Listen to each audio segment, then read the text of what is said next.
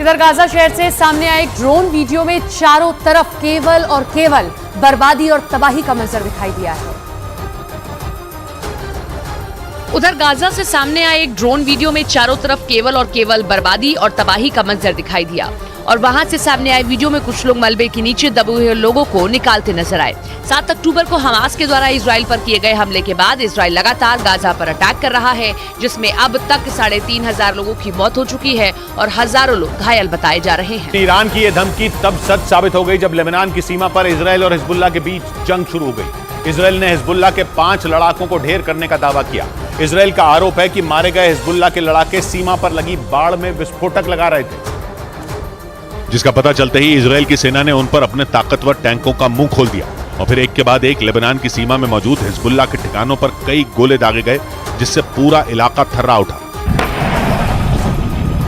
Hezbollah पर की गई कार्रवाई का जो वीडियो सामने आया उसमें इजराइल के कई टैंक ताबड़तोड़ गोले दागते नजर आए, जबकि कुछ टैंक बॉर्डर के पास गश्त करते दिखाई दिए। और इजराइल की मीडिया के मुताबिक हिजबुल्लाह को जवाब देने के लिए इजराइल ने वहां पहले से ही पूरी तैयारी कर रखी थी, क्योंकि वो ये जानता है कि हिजबुल्लाह को हल्के में नहीं लिया जा सकता। इसीलिए इजराइल ने लेबनान बॉर्डर पर बड़ी संख्या में सैनिकों के साथ वहां ताकतवर हथियार भी तैनात कर दिए। कुछ रोज पहले भी हिजबुल्लाह की तरफ से की गई गोलीबारी के जवाब में इजराइल ने अपने लड़ाकू विमानों से उसके ठिकानों को निशाना बनाया था। इजराइल की टेंशन इसलिए भी बढ़ी क्योंकि लेबनान सीमा पर हिजबुल्लाह ने इजराइल के टैंक को उड़ाने का दावा कर दिया। हमास के हमले के बाद गाजा पर इजराइल के एक्शन से लेबनान का चरमपंथी संगठन हिजबुल्लाह भड़का हुआ है और वो इजराइल के उत्तर से हमले की चेतावनी दे चुका है।